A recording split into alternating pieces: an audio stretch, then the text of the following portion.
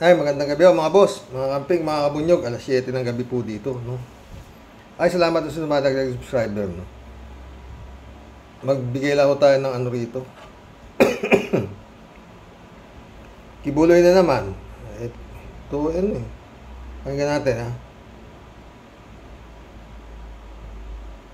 Pahayag ng religious leader na si Apollo Kibuloy, iginiit nito na may 2 milyong dolyar o mahigit 100 milyong piso na ang patong sa kanyang ulo.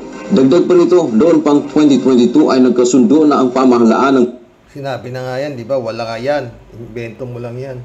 Pilipinas sa pamamagitan ni Pangulong Ferdinand Marcos Jr. at United States Government na ibibigay siya sa Amerika.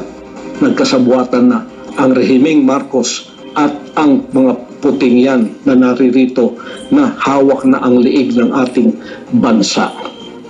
Yan po ang endgame nila at ito rin ang endgame ko. Kung ang endgame nila, bawian ako ng buhay sa kanilang kamay, hindi ako papayag. Ito anya ang endgame o katapusan ng lahat ng nangyayari sa kanya ngayon. Nanindigan din ito na para madali daw siyang mapapasakamay ng Estados Unidos ay hindi na extradition kundi rendition ang gagawin sa kanya. 2 bansa ang nagkasabuat, bansang puti Ano lang ho to? 5 hours ago lang ho to. Talagang ano, no? at bansang Pilipino ang nagsabuatan para ko'y damputin at ang endgame ay extraordinary rendition which may be kidnapping and which may be assassination. At ako ay very inclined ako. Putad. Siyado kang takot sa ano. Kung wala kang kasalanan, ano kinakatakot mo? Bugok. Talagang baliw to. No? Kung wala kang kasalanan, ba't ka, ano ka ba? Ano bang importante sa'yo? Hindi, peking pastor lang to eh, di ba? Oh, anong kinatatakot na ito? Sira talaga ulo nito. Tuloy mo. Na assassination talaga ang mangyayari. Kaya naman nagbigay ng kondisyon ang KOJC leader na hindi dapat makikialam ang Amerika sa kanyang kaso at susuko siya sa mga otoridad. Kung ako'y huhulihin ninyo, hindi ninyo ko mahuhuli ng buhay maliban kung ibigay ninyo ang garantiyang hinihiling ko sa inyo. Sasabihin kong muli, simple mga kasong ito kahit sa Amerika, simple. Yun nga, simple lang yung kaso mo. Yung imahinasyon mo, para kang terorista hindi mo maintindihan. Eh. Di ba? Simple lang yung kaso mo, eh, di ba? Oh. Smuggling, human trafficking, rape, yung mga puro kalibugan lang naman yung kaso mo eh. Oh. Karamihan, di ba, kalibugan, oh, di ba? Oh, ano kinatatakot mo? Huli mo.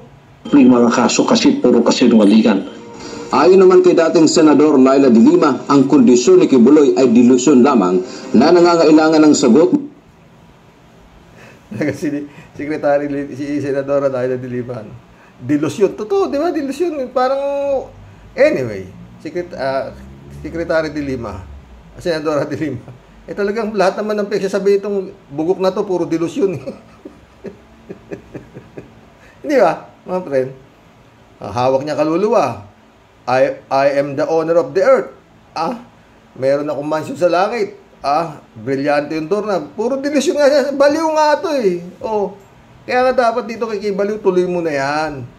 Oo. Para talaga maski totoo, pag ito pinatignan mo sa psychiatrist to, at sinabi ng psychiatrist na walang tama to, may tama yung psychiatrist. Baliw nga eh, di ba? Mula sa Administrasyong Marcos. Dahil kung hindi anya ay lumalabas na wala itong tapang upang dalhin sa hustisya ang Duterte allies. Dagdag pa ng dating mambabatas, dapat iparating ng pamahalaan kay Kibuloy na walang fugitive o nagtatago sa batas na maaring magpataw ng mga kondisyon sa mga otoridad. Dante Amento, UNTV, News and Rescue. Sa lahat naman kasi ng wanted, itong bugok na to, marami pang kondisyon. Baliw talaga. Dito naman mga boss. Sabi ng thumbnail ni Vlogcaster. Idol ko ito eh, magaling. Sabi niya, PNP, may posibilidad kinakanlong ni Duterte si Kibuloy. Ituhang kaya ng PNP ang bahay ni Duterte? Part 2 na po ito na ni Vlogcaster, no? Eh, mahaba ho yung mga comments, kaya bibigyan ho tayo ng komento dyan. Alam niya mga friend, no? Hanggang ngayon, di pa nahuhuli si Kibuloy. May na-manhunt na nila, no? Hindi ko alam, paano siyempre, ang hanap mo doon sa partner in crime. Oh. Ba't unahin ninyo yung pinakamalaking posible na magtago dito? Ito nga si Duterte. Kasi nga partner in crime ito eh. Di ba sa vlog ko kahapon? Oh. Lahat ng kaso ni Kibuloy, si Duterte umaayos. Oh. Pati yung mga bundok na dapat masikwester nung panahon ni Erap. Oh, wala nangyari dahil nilakad ni Duterte. Oh, yun yung vlog kahapon. Oh. Ba mga friend? Ito problema Palagi ko madali lang naman share nyo itong vlog na to, hindi ko for the views pero malamang alam naman nila to kaya lang yung takot nila kay Duterte, no? Oh, simple lang sabi ng intelligence, may nakarating sa aming intelligence report na kinakanlong mo si Duterte, si Kibuloy. Ano naman na si Duterte, siya naman na nagsasabi na ako'y ordinaryong tao na lang. Bakit ninyo?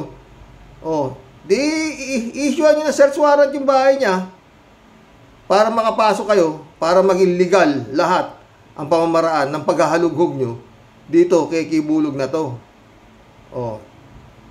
Simple lang, di ba? Search warrant.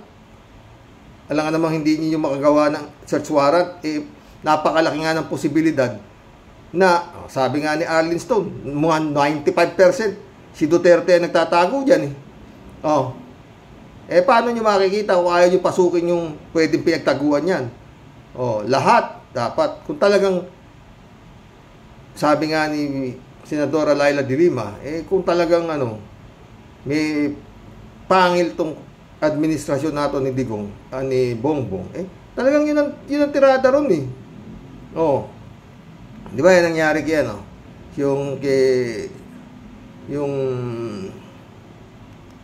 yung kay Paruhinog, di ba? Search warrant. Sinerve.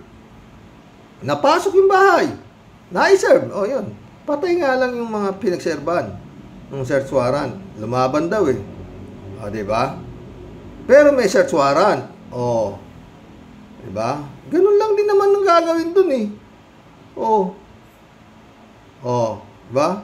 Former president, meron ho kaming intelligence report na pasensya na kayo, may search warrant ho kami para lughogin ang bahay ninyo dahil dyan sa hindi naman best friend forever, di ba? Mamaya si BP Sara naman, BP, meron din kami search warrant sa inyo, talagang best friend nila si Kibulog di ba?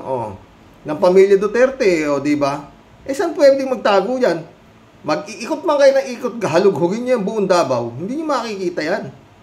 Kasi nga, nakatago siya sa hindi nyo pwedeng pasukin. Ganun ba yun? Sa hindi nyo pwedeng, dahil takot kayo na magbigay ng search warrant sa mga bahay na posibilidad, na napakalaking posibilidad na nandoon yan. Kung hahanapin niya doon sa kanyang mga prayer mountain, glory mountain, wala na yun doon. Kailangan na magtago ka sa bahay mo. Hindi naman mahirap isipin yan, di ba? Wanted ka nga fugitive ka tapos magtatago ka sa bahay mo. Siyempre, sa bahay ng kaibigan mo. Di ba? Simple mga friend. Ano ba? Pinahihirap mo. Hindi naman po pwedeng yan. Nagkakalat na ho yan di ba? Yung nga sa vlog, di ba? Inamin niya na si Duterte ang umaayos sa mga kaso niya. Ngayon, sabi naman niya, si Remulla daw, dapat daw na-dismiss na yung kaso. Kaya lang, sabi nga ni Remulla, di-dismiss na. Pero, meron pa yung kay Guevara Dapat kay Guevara, na-dismiss na yung kaso na yan dahil yun nga, umapila. Umapila na for review. hindi naman na-dismiss do kay kay Guevara, napunta pa kay Remulla. Tapos bumilang pa ng taon. Tapos ngayon lang lumabas na may probable cause. Pero ayon kay Kibuloy, nilaglag niya si Remulla. Napanood niyo naman na siguro mga boss. Nasabi raw ni Remulla, kung di-dismissin ko to, wag muna. Anyway, dismissible naman to kasi wala namang walang kwentang kaso. Kumbaga sa sabi ganyan. Kaso, pagka nandyan na yung extradition treaty, wala itong magiging rason natin na meron kang pending case, kaya hindi ka namin ibigay. Ganun ang sabi. Diba? Biglang nag-iba ihip ng hangin, di ba? Dahil nga, noong panahon na yun, si best of friend pa. Di ba? Yung unitives pa sila, ngayon, hindi na di ba? War na, war. Kasalanan din naman sa totoo lang Ang pinagsimulan na itong gera-gera na ito Duterte rin Di naman si Bongbong Kasi kung talaga si Bongbong, di ba dapat binigay na yan si Digong sa ICC. Pinapasok na sana. Pero parati sinasabi ni His Excellency na hindi kami makiki-operate sa ICC. Ganito, ganun. Pero ngayon, malamang yan, makiki-operate na yan. Malamang sa alamang, makiki-operate na sa ICC si His Excellency.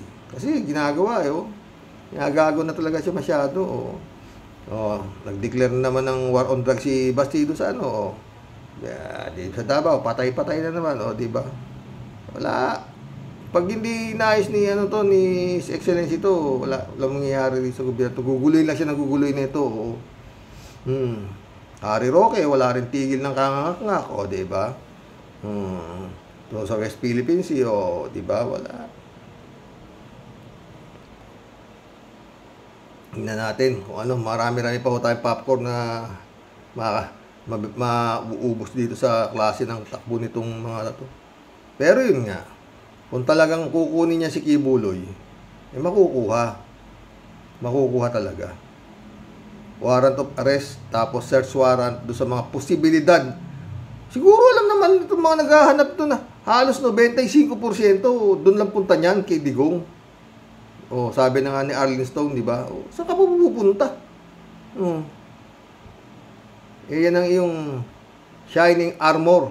Light and shining armor. Knight and shining armor mo. Paano, tagapagtanggol ng manluloko. Ng peking pastor. Di ba? Mga boss. Ay, nako mga boss. Baliw. Simpleng kaso lang to. Puta, simpleng kaso. Wanted ka na most wanted ka ng FBI. Gunggong talaga to. Si Kibaliw. Wala akong masasabi dito. Kung hindi talagang ang daming natanga ng isang taong baliw. Mga boss. Shout out Noel Tenco. Good PM sir, sabi niya. Raul Villanada, shout out Greetings Kuya Rox at sa inyo may bahay. God bless you all. God bless Raul. Raul Villanada ulit Kala ba natin matapang itong Kibulok? Iyakin pala. Ganon din yung Ganon din yung si yan ba yun? Si Baste. Sabi niya ngayon, wala naman ako sinabi diyan sa tiyatanggi niya yung war on drugs niya. Diba? Noel Tenco ulit Kita naman sir na may katarantaduhan niya si Kibuloy, diba? Kabaliwan ka mo, Raul Villanada ulit, Sabi mo noon, korte. Yan, nasa korte na. Baliw nga, gagawin natin, Raul. At tunto ako sa interview ni Ted Filon doon sa abogado nito si Kibulog, si Turon. Turo yun ba yun? Oo. Ang layo. Sabi nga ito ni Enzo, ang gulo ng agrumento Talagang wala rin sa hulog. Yung abogado nito si Kibulog. Makapagtanggol lang yan ang problema natin mga boss. Yung mga abogado na ganyan, Maski na ewan, bayad trabaho nila talaga yun Oo. Anyway, kung matalo, bayad ka pa rin, di ba? Sus Mariosep, oo. Pero sana, no, kung parati kong sinasabi, meron naman, anyway, meron yung mga law office eh. Diba? Pupunta ka, a-advisean ka kung may laban yung, hingi kang advice eh. Bago ka mag-file ng kaso, hingi ka ng advice sa isang law office. Lahat ng mo, ipapakita mo, yung ebidensya mo na ikaw ay may kakasuhan tao, ganito, ganon. Kagaya nung ginawa ng asawa ko dito sa kanyang hipag. Dito sa kanyang kapatid. Oh. Depensa mo naman, hingi ka rin ng advice sa kaso, sa abogado mo, doon sa pinupuntahan mong law office. Kinakasuhan ako eh. Dapat sana yung law office a-advise ka talaga, may laban tayo dyan. Pero, kung kung walang laban, huwag nyo nang ilaban. Maawa kayo sa doon sa doon sa nagkakaso eh. Oo. Patatagalin nyo lang eh. Doon din ang punta, talo. Para lang kayo kumita. Di ba? Ito namang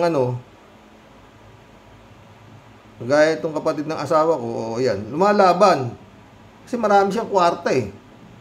Bayad sa abogado.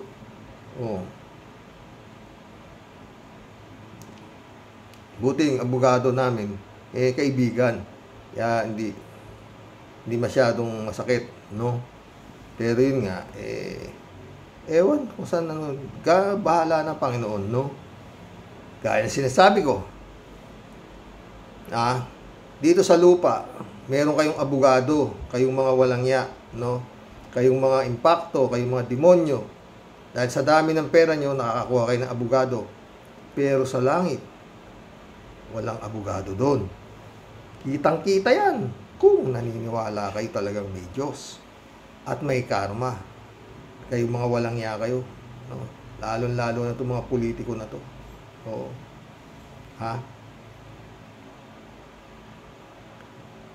Noel Tenko ulit. May mga lumad na inapi.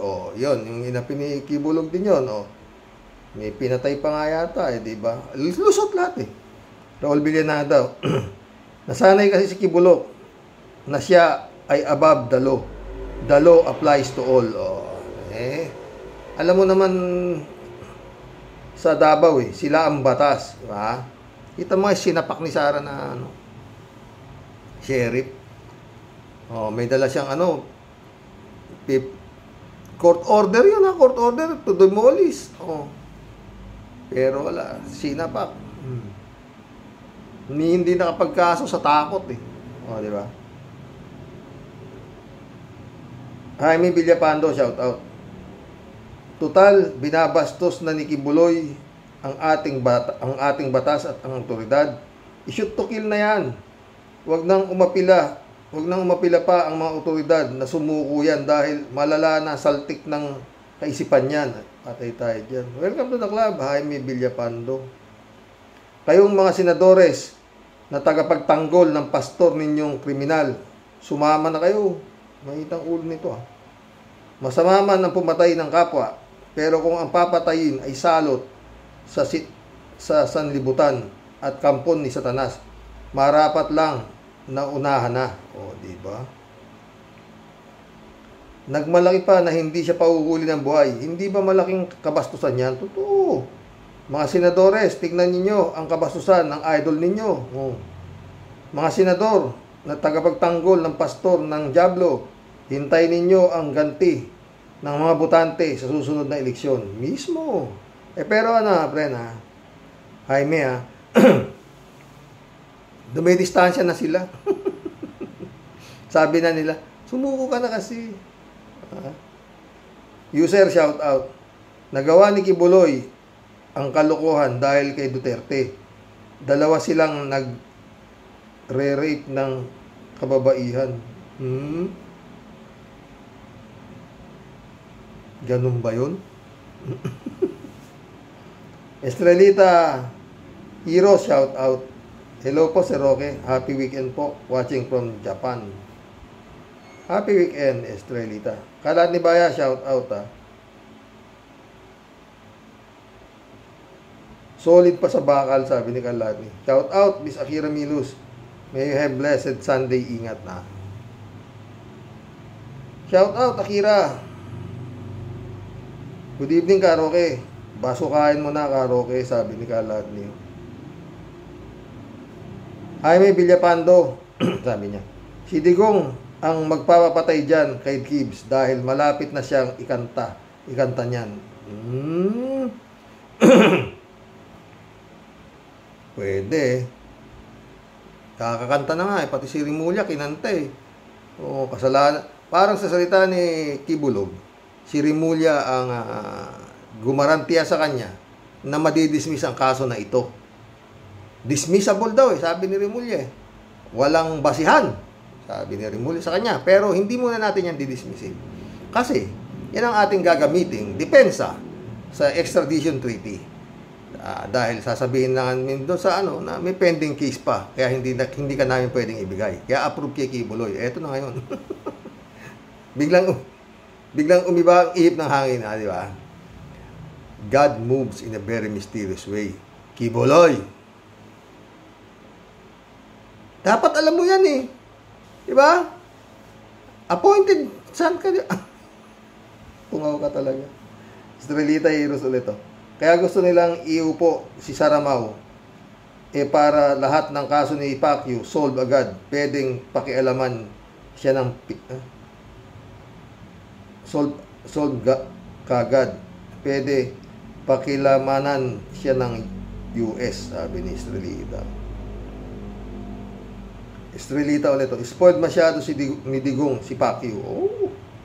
Pero Estrelita, ginawa nga lang siyang parang cronies taguan ng kayamanan, di ba? Ganun na nangyari diyan totoo lang. Marilyn, tignan mo siya ang ginawang administrador ng lahat ng ari-arian, di ba? At yun din nasabi ni Las Cañas na yung Kibulog na yan front lang, di ba? Marilyn Carandang, welcome to the club. It's about time siguro na bigyan ng chance ang new generation of politicians. Enough for trapos, sabi niya. Totoo yan. Arnulfo si Diego, shout out. Tama, sabi ni Arnulfo. Problema nga yan Ay, bukas maganda po yung ating topic bukas po. Maganda. Si Idol Christian Isguera naman. Magbibigay ho tayo ng doon. Reaksyon ko doon sa maliit lang po yung vlog ni Christian pero malaman. Danilo Proilan, shout out. Panahon ni Duterte, maraming binigyan ng pabor kasama na yung 51 billion na nakuha ng anak. Marami pa na mabubunyag. Abang-abang lang tayo. Totoo yan, Proilan. Ay, Danilo. Shirley Jaser, shout out. Dapat mga katulad ni Atty. Claire Trillanes, BP Lenny de Lima, Dr. Toto Causing, Atty. Enzo, ang mga nakapwesto sa gobyerno para naman mabawasan ang mahihirap dyan sa atin sa Pilas. Totoo. Yung problema, paano Especially itong mga hinayupak na survey na to. Bayad Okinawa, Japan. Hanggang ngayon, mataas pa rating ni Digong sa kanong anak niya si Sara. Ano ba yan? Mahiya naman kayo, mga surveyor. Binibigay na yung Pilipinas. Alam nyo na mga China, ang taas pa ng survey na ginagawa nyo? Ito mga tao to, hindi rin nahihiya itong mga animal na to yung mga naglalabas ng mga ganyang klaseng survey. Marcelino Santa Ana, shout out Sana nga, Miss Shirley, hindi ako naniniwalang natalo si Senator Trillanes noong 2022 election. I hope this coming election, pumareha sana ang COMELEC sa matatalino matatalinong voters. Pumili tayo ng matitinong kandidato sa midterm election sa 2025. Let's do it, sabi ni Marcelino. Oo. Ay, nako. Ano na lang yan eh. Siguro pangarap na lang yan. Oo, yung mga sinasabi, mga gusto nyo mangyari. Hanggang makina ang bibilang ng boto. Wala yan. Marius Giluma, shout out. Karox, si Digong talawit na. Ilonggo dialecto. Hinamon niya ng duelo si Kawaldi man to man. Nang kumasa si Kawaldi, hindi na nagpakita sa usapang lugar. Oo. Na doon sila magduelo. Matapang lang sila dahil marami silang armas. At nasa pwesto sila. Tama ba yan sa pinapayagan ng gobyerno na bigyan ng license ganun karaming armas, Karox? Kung sinaskanyas pa, libo ang kanilang mga baril. PBBM, hayaan mo na lang bang ganon? Karaming baril ang kanila ni Duterte. Kumilos ka na, baka gamitin nila ang mga baril nila laban sa iyo. Dapat ipaimbestigahan ninyo ang mga armas nilang yan. Dapat nga kumpiskahin yan eh. Kasi aanin nila yan, dami-dami. Ang itinitigas ni Digong, collector's item daw yan. Collector's item. Ang dami. Ewan ko sa'yo. His Excellency. Ha?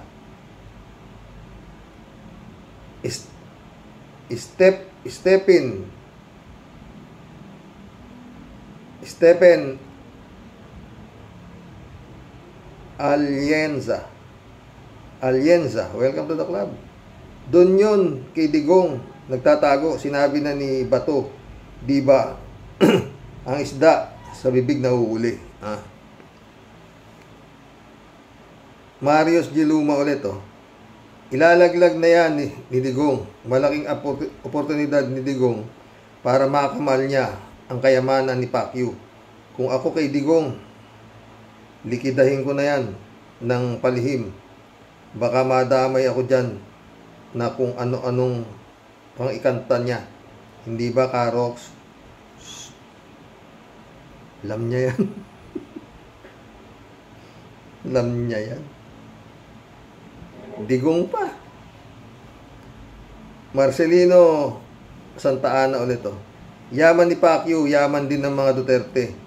Sa laki ng Intel Pan na walang audit, ang daming nanakaw ng mga yan. Noon, OA naman yung mga Duterte sa Davao, maraming ghost employee, putrage sabi.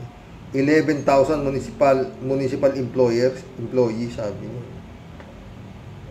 Yun ang bodyguard ni Sara meron siyang sariling Vice Presidential Security Group, mahigit 400.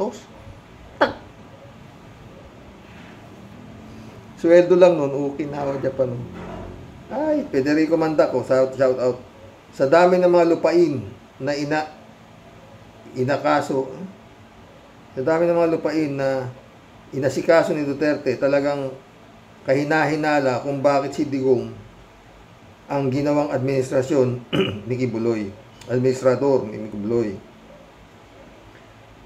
Lumilinaw ang katotohanan. Tanga na lang yung hindi makakatindi. Di ba? Ako noon ko pa alam Walang lihim na di nabubunyag. Talagang silang dalawa din ang mag-aaway sa huli dahil sa mga kayamanang nakaw daw. Hindi na kailangan. Sa mga oras na to, Federico, wala nang gagawin si Kibulog kung hindi sumaludo na lang siya ng sumaludo. Gaya ng sabi ko, parang hawak ni ni Digong ang buhay niya. He has the power to hide him and the power to kill, to crucify.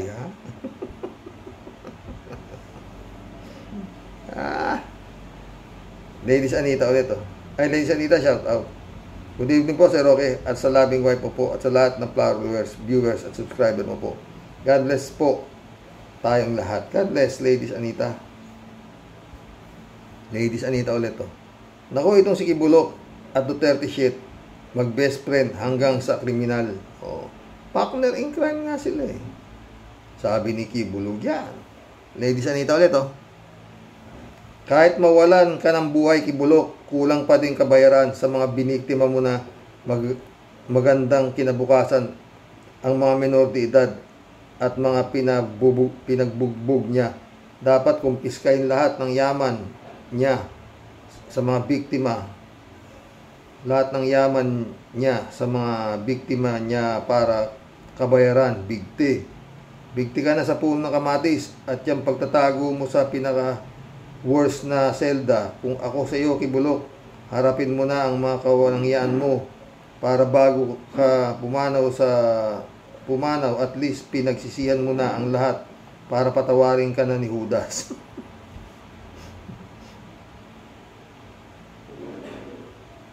Federico Mandaco, sabi niya. Nung mayor pa lang si Digong at sumisikat na pastor si Kibuloy, nakita ni Digong yung potensyal ni Kibuloy na pwede niya itong pakinabangan. Oo, to. Pwede niya pakinabangan ito sa bandang huli. Kaya inalagaan niya si Kibuloy. Oo. Lahat ng atraso niya, si Digong ang lumalakad para maayos ito. Sa bibig na mismo niya nanggaling ito at recorded pa, o di ba? Kaya ang linaw-linaw ng partnership nila at lalong lumaki ang kayamanan ni Kibuloy nang maging presidente si Duterte, di ba? Hindi na kayang kwentahin ang kayamanan niya. Paano nangyari yun? Imposibleng galing lahat sa simbahan nila yun. Imposible talaga. May private jet, malaking properties dito sa Pinas at ibang bansa. Wala naman siyang kilalang legal na negosyo. Hindi na kaya ng calculator yung figures ng pera na niya. Pera niya ba talaga yun? Nagtatanong lang po. Oh, di ba? Simple talaga eh. Maski ako, nung makita ko yung mga napundar daw nung kingdom, ako, imposible to. Tsaka yun nga, nandun ka sa Davao eh, para gumawa ka ng mga ganyang istorya. Hindi ka lulusot. Oh, pero yun nga, tama sabi mo, nakita niya na pwede pakinabangan to at doon ilalagay yung mga pera kasi nga tax free. Ah, di ba? Kita mo meron pa siyang Jose Maria College, College, laki, Pinangalan kay Jose sa Maria. Prayer Mountain, Glory Mountain, Kingdom, Jose Maria College. Putya, talagang kabanal-banalan yung mga pangalan ng mga pinundar ni Kibulog eh. Tapos siya naman, si appointed son of God. Anak ng pato, mga kwento, Diyos ko. Makapanindig balahibo eh.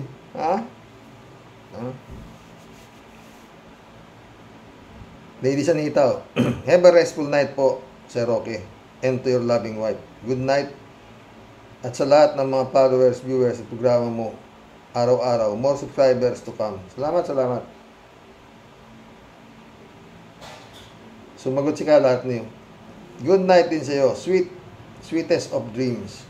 You're awesome, sabi ni Kalatni. Eto. Alfred Sugayan, welcome to the club. Hoy Kibulog, di kami saya kundi may sayad.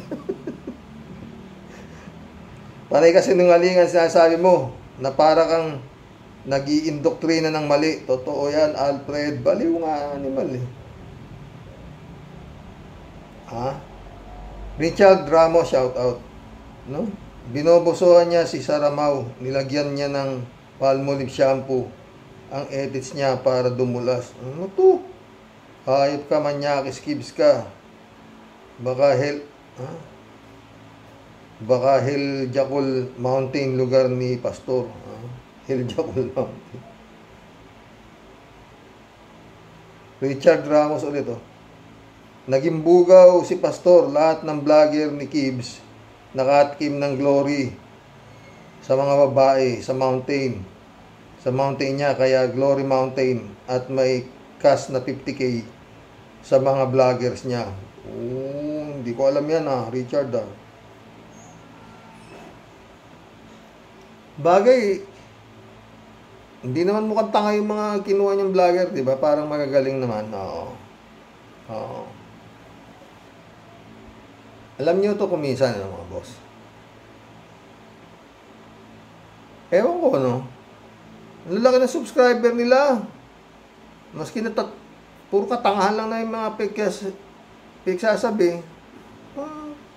Kaya malabo itong minutong Pilipinas na to mga butante. Mas maraming nanonood sa vlogger na walang kakwenta-kwenta. Ito, mga boss. 10,000. Lalo yung mga papanggap na matulungin. Pupunta sa bundok at tutulong. 2 milyon na subscriber. Okinawa Japan. Ano klase? Kagaguhan yan.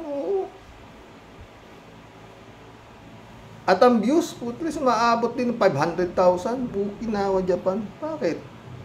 Ganun nakatanga, no? Ito. Akit sa bundok.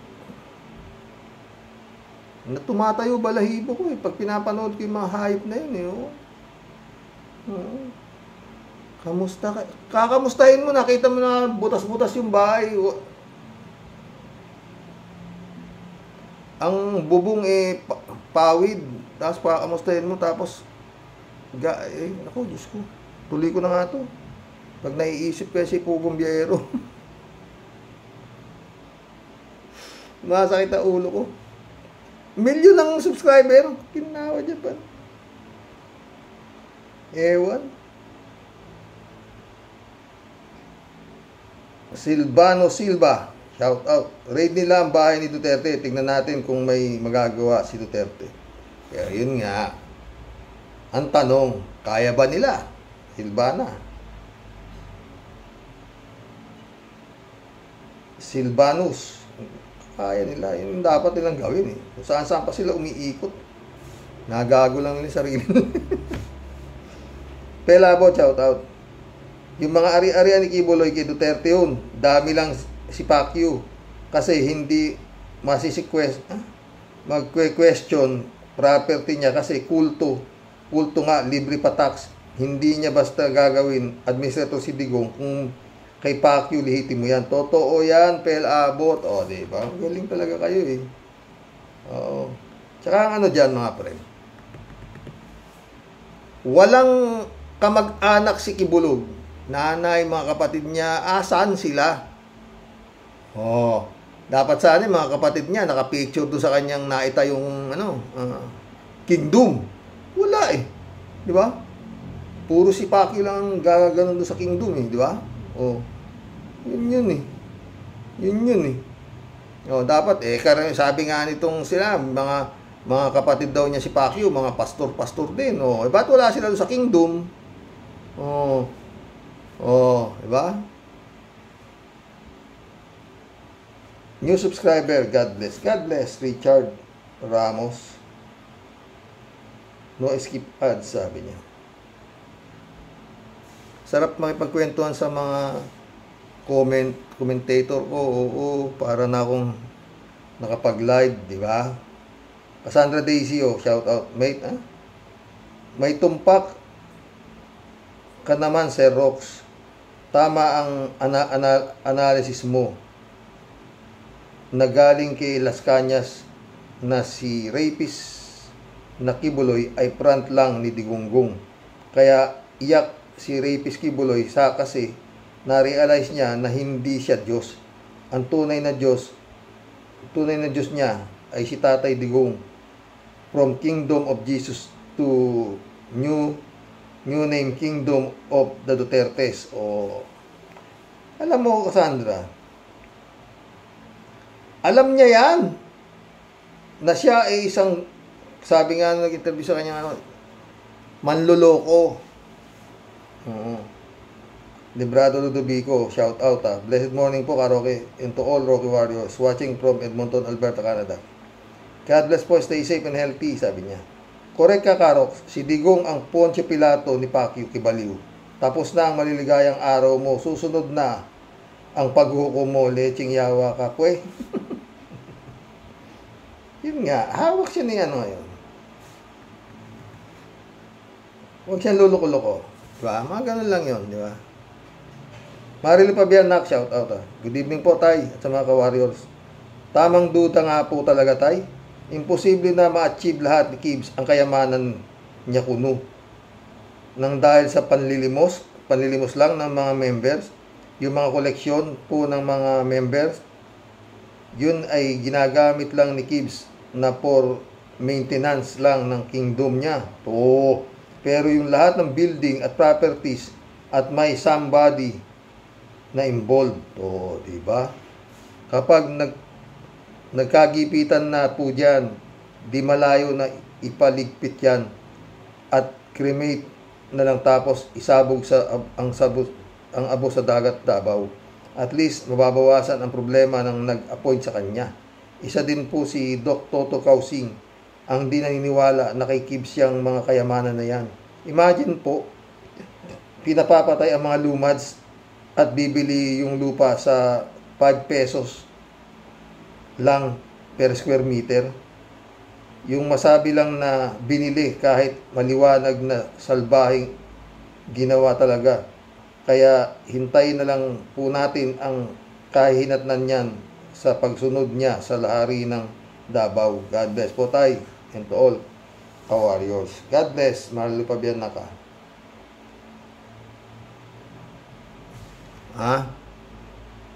David Alvin Mendoza, shout out.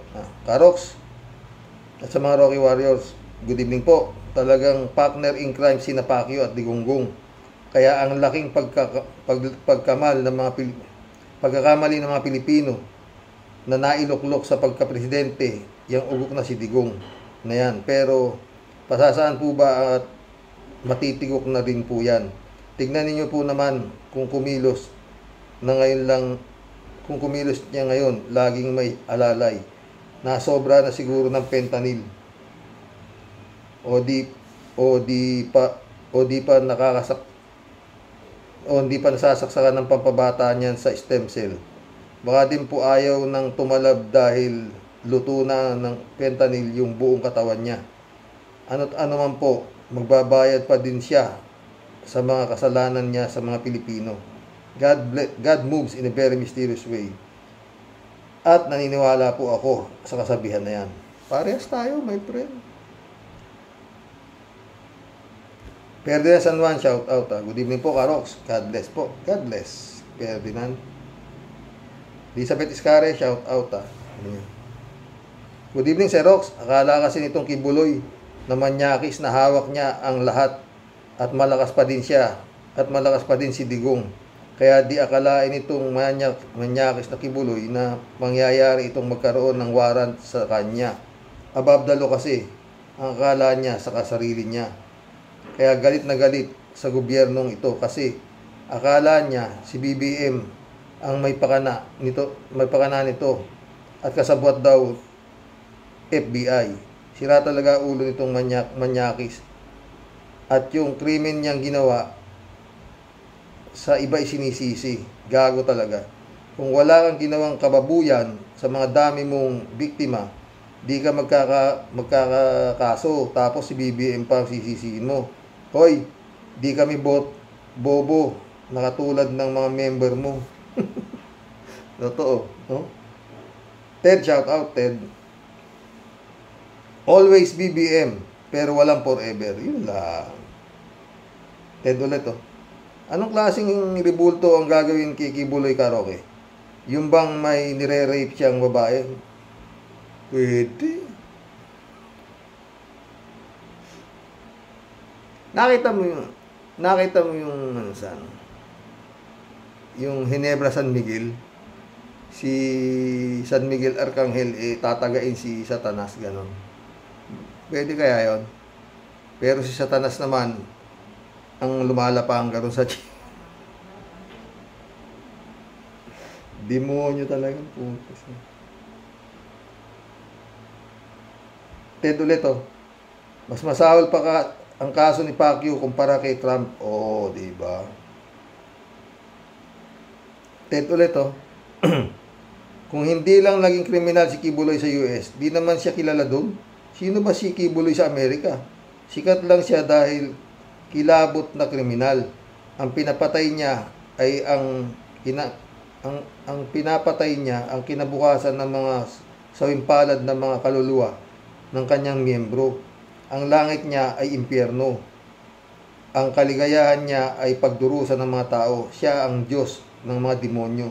Kaya ang mga politikong hawak niya, huwag ninyong iboto. Yun, mismo. Galing ni Ted. Ted ulit, oh. Partner in crime talaga sila Digong at Kibuloy. Ang tagapagtanggol niya si Digong. Kaya kampante siya kay Digong, lalo na wanted siya. Siguro pasalamat si Pacquiao dahil tinatago siya ni Digong. Ngayong wanted siya. Ang iniisip naman ni Digong ay, ano kaya patayin ko na hayop na to? Ang iniisip naman ni Digong ay, ano kaya patayin ko na yung hayop na to? Marami nang nalalaman tungkol sa akin eh. Baka kumanta.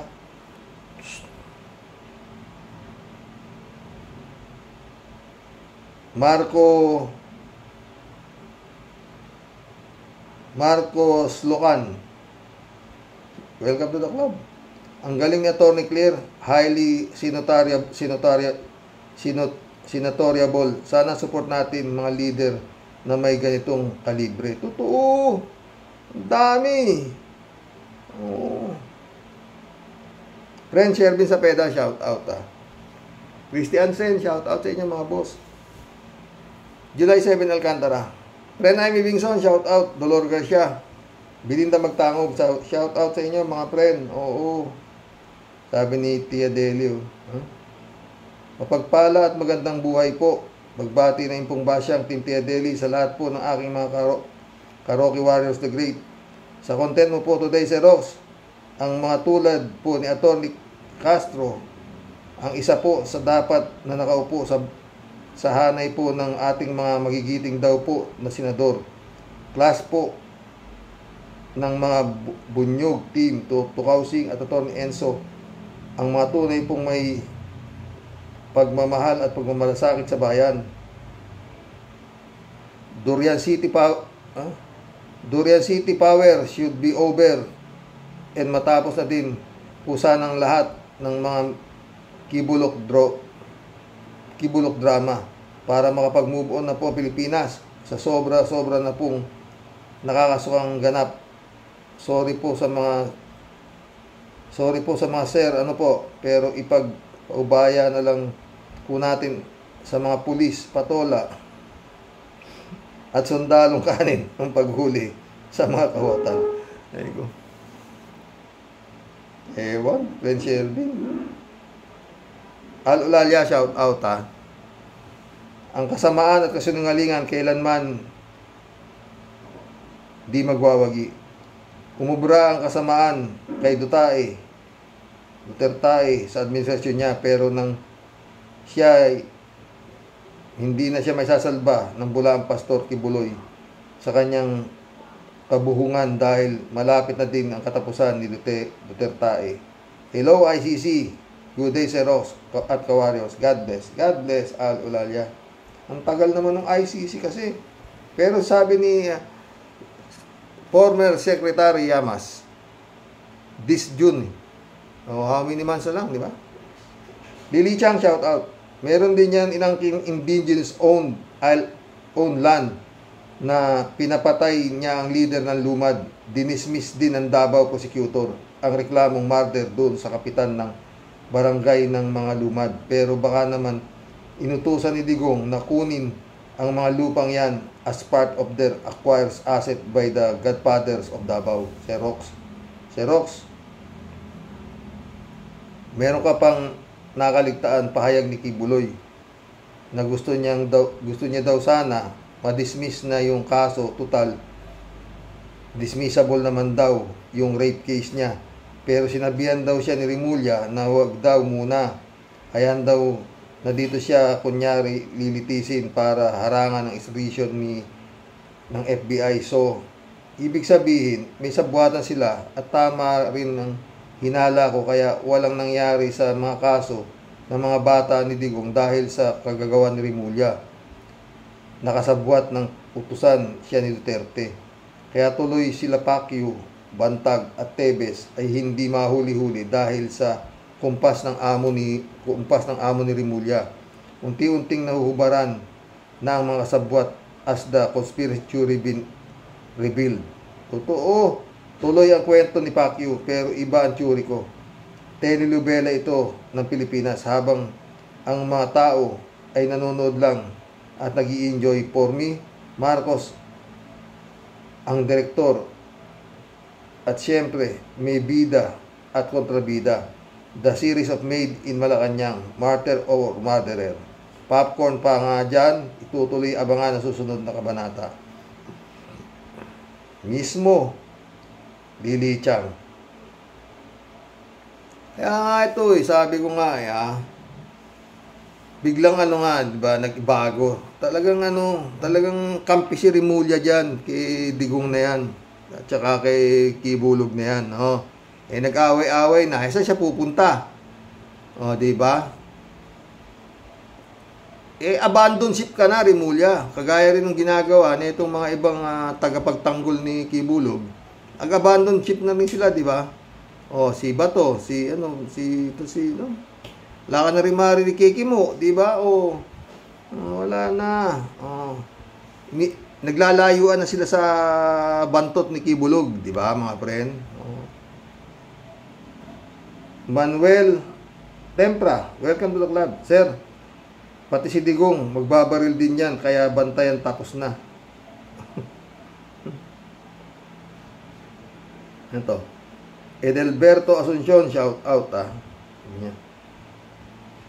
Kung napanood nyo ang movie Domino's Principle, lahat ng testigo nakatulong niya sa paggawa ng krimen ay pinatumba niya para walang evidence, kasama pati troll. Lahat sinisisi sa kalaban ng gobyerno. Kaya si Roque at mga troll na ginagamit ng Godfather, malinis ang trabaho.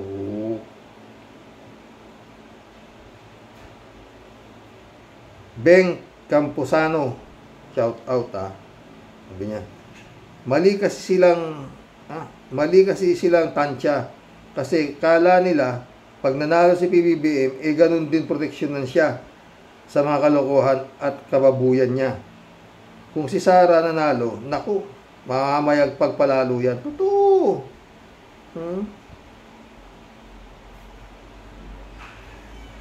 Ruben Ariola, shout out. Kibulugan, patay tayo dyan. Reynaldo Gonzalez, shout out Tama ka sir, Rox. At medyo naniniwala ka kay Las Cañas na front lang ni Digong si Kibuloy. Baka nga di lang front left, right, back at circle of life pa nila. Circle of life pa sila sa mga katarantaduhan at pagsisinungaling. Kaya maaari din silang mag-away gaya ng unit teams sa sobrang pagkagahaman sa kapangyarihan at kayamanan. Sila'y magkakagatan. Tuso versus tuso equals laglagan or gulangan. Hindi naaabot doon, Reynaldo. Kasi binigay na nga lahat-lahat ni Kibulog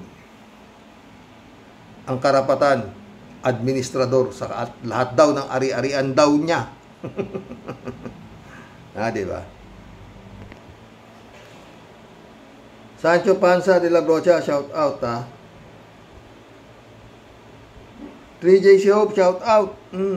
Hi Sir Rox, lahat ng mga sinasabi ni Kibbs last April 6, lahat yung sumabog sa mukha niya. Lahat yung sumabog sa mukha niya, totoo. Attorney Claire explained everything plain and simple. Nabuking tuloy na. Number 1, inamin lang ng tauhan niya, babae, ang kanyang 300,000 plus cash na nakuha sa eroplano ni Kibbs. Umamin na yung babae sa US court. Number 2, si Diggs ang gumagapang sa mga palpak ni Kibbs para ayusin ang mga kapalpakan niya. Number 3, yung kaso sa USA na sila ang nagpapadelay ng kaso dahil hindi sila ready. Sorry ka na lang, Kibs, at wasak na ang mundo mo. No more luxury ang buhay mo ngayon. Ang buhay mo ngayon ay nasa limbo. Totoo yan, friend, ha? 3J Show, ulit si Rox, sinisingil na si Kibs ng langit at di ka makakatakas kapag langit na ang humatol. Mismo. Ha? Di niya wala na i-stop ng gunggong, di ba? 3J Show ulit to. Sobrang kadiri kung si Kibs na ito sa mga ginawa niya sa mga minors na babae at ang kapag brainwash niya sa naging member ng KOJC. Kaya nagbabayad siya. Totoo. 3JC ulit. Si Rox, yan ding si Harry Roque na yan. Naku, pag siningil yan ng langit, ewan ko lang, sobrang walang hiya. Sobrang na ba, friend? 3JC ulit.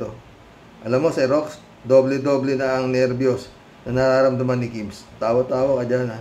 Nervyos sa gobyerno, nervyos sa USA, nervyos sa mga kaso niya sa Pasig, at higit sa lahat, ang nervyos niya kay Diggs. Baka kung ano na ang gawin sa kanya. Nagkalat kasi at di na kayang linisin ni Diggs. Nagkalat kasi at di na kayang linisin ni Diggs. Dali lang linisin yan. Si Diggs pa? Ha? Dami niya nang nilinis niya sa Davao, di ba?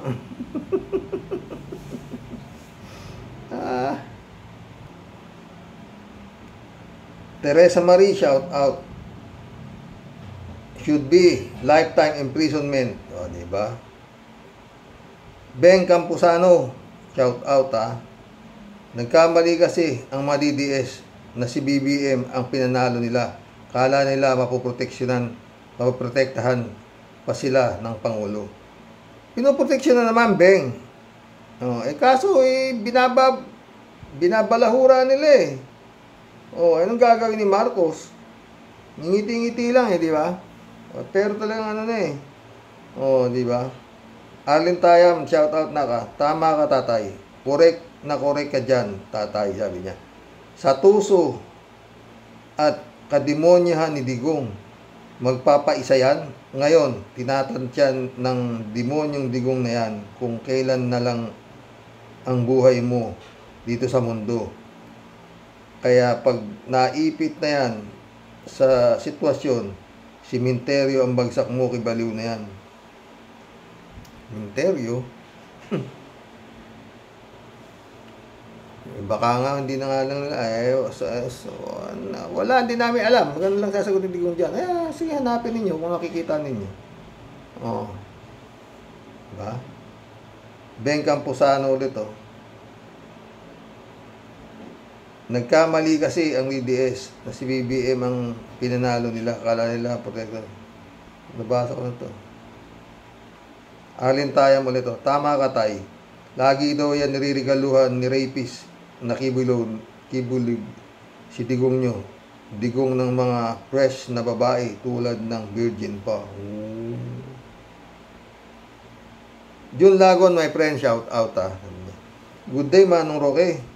Nakakahiya si Pacquiao sa mga kapasturan at iba pang mga taong simbahan kasama ng mga kaparian. Nakakasira siya ng imahe ng mga naninilbihan sa simbahan.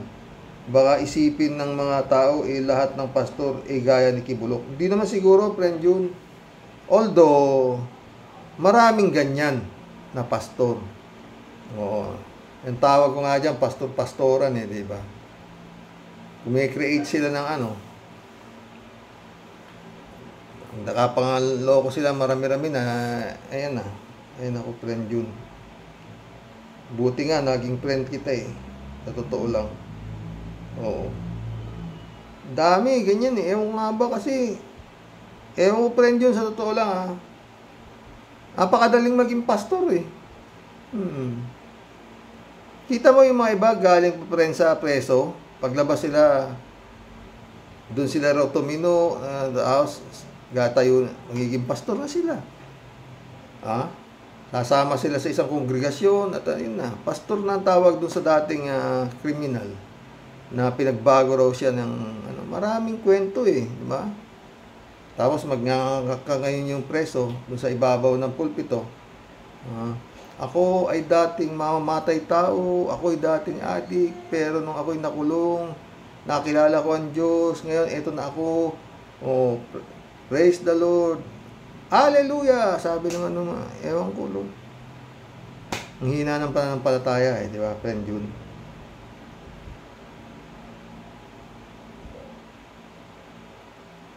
Rafael, welcome to the club. Sabi niya. Ang gulang ni Digong nyo, kahit walang pinapanalong kaso at walang nagagang batas sa Congress, magaling lang yan sa mga magmura. Totoo. Reynaldo Gonzales ulit Breaking news. Pinagtataguan ni Kibuloy natukoy na sa kanto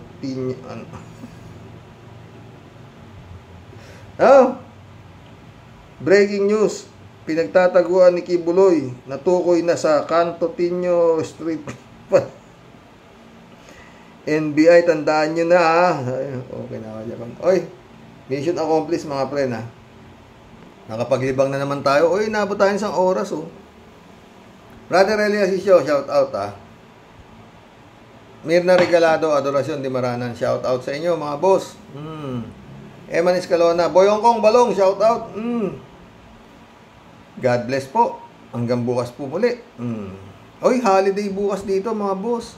Araw ng ano ba yun? Kala ko araw ng araw pala ng kagitingan. Bukas po dito. Holiday. Oo. Tapos, holiday na naman ulit. Di ba? Magandang gabi po mga boss. Dasal. Huwag po tayo magkukulang dyan. Pananampalataya, para hindi po tayo napapasok ng... Nagkalat po ang demonyo dito sa lupa. Ulit. Para sa akin, ito po ang impyerno. Ito po ang paraiso. Yun ang langit. Pag swerte ka sa buhay mo, maganda ang naging takbo ng buhay mo rito sa lugar na lupa, paraiso. Diba? Ngayon, yun. Pagka magnanakaw ka, demonyo, napasok ni Satanas ang utak mo. Kasi nga yung mga espiritu na yan, na hindi na makaakyat sa langit, nandito po yan sa lupa.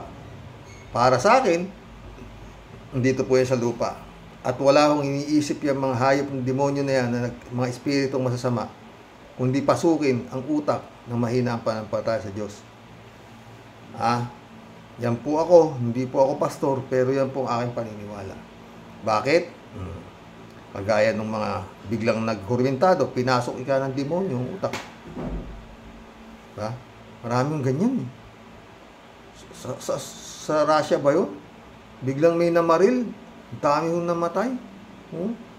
Terorista, mga ganyan. Ano tawag nyo sa mga uring tao na yun? Diba? Mga demonyong nabubuhay sa lupa. Di ba mga boss? God bless. Good night.